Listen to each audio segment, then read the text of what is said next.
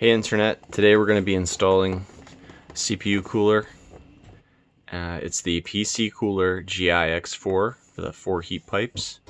It's similar to Cooler Master 212 Evo or some Noctua coolers or Be Quiet coolers, but it's a lot cheaper.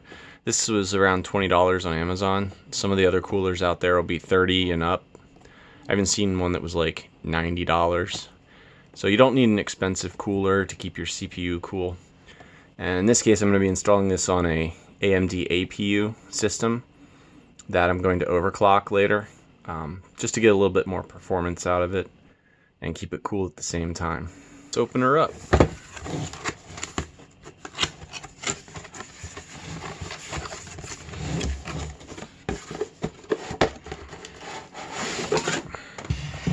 Pretty simple packaging. Seems like a pretty sturdy box.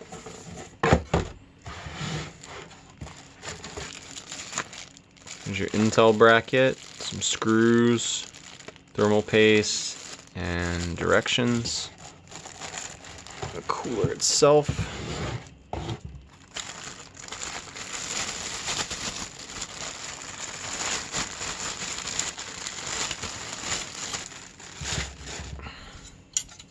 It's got these interesting ridges on the back of the heatsink.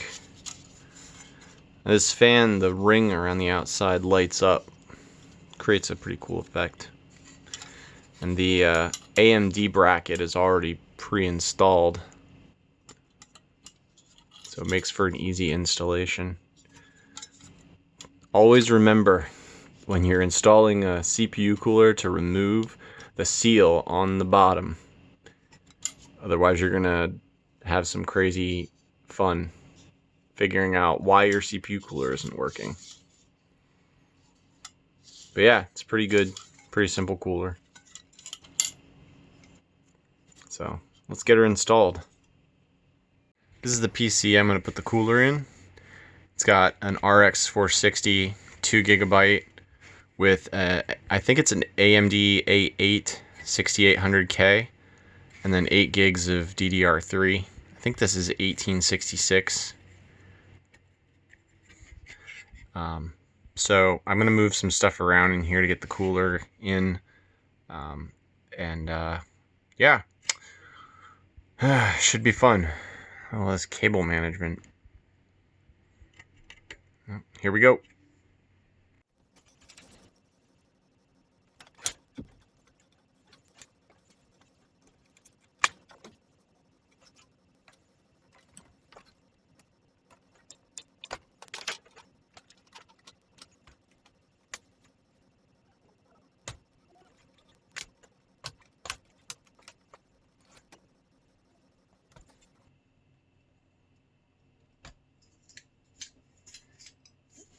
Look at that.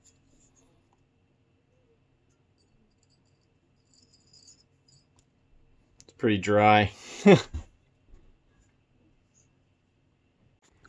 So I'm just test fitting it right now. It is just below the edge of the case lip.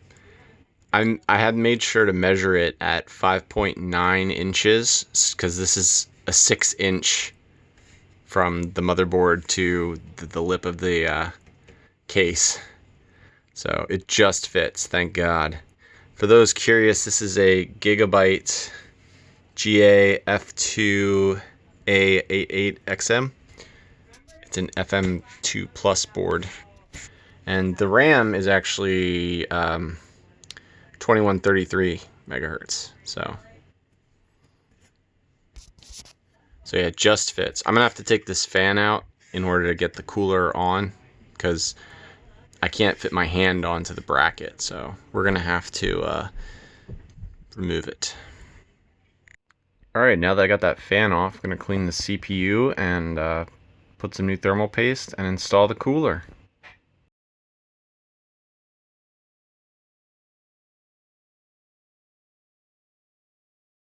Look at that shiny A10 6800K.